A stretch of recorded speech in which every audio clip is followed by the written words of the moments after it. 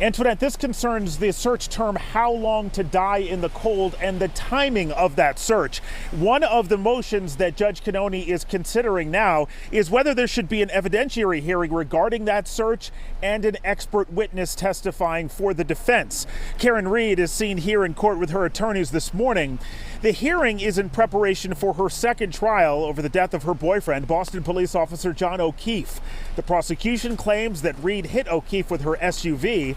The defense claims that O'Keefe was beaten during a fight at a house party and then thrown outside and left to die.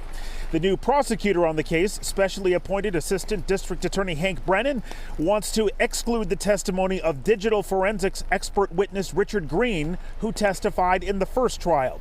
Green testified last year that a Google search on the phone of witness Jen McCabe, "How long to die in the cold," was made on January 29, 2022 in Canton at 2:27 a.m. The prosecution's theory is that the search was made after 6 a.m. The timing of the search is a key component of this case because it could prove one theory of the case and disprove another. Well, here now is an excerpt of the arguments for an evidentiary hearing about whether the defense expert can testify and to what extent. We'll hear first from the defense. We don't need a hearing, Your Honor, because they agree on the methodology. They agree that more tools are better. The Commonwealth does not intend to simply let evidence come in that's not qualified, that's not factually sound, and then go knock down glass houses. That is not the approach the government's going to take to this case.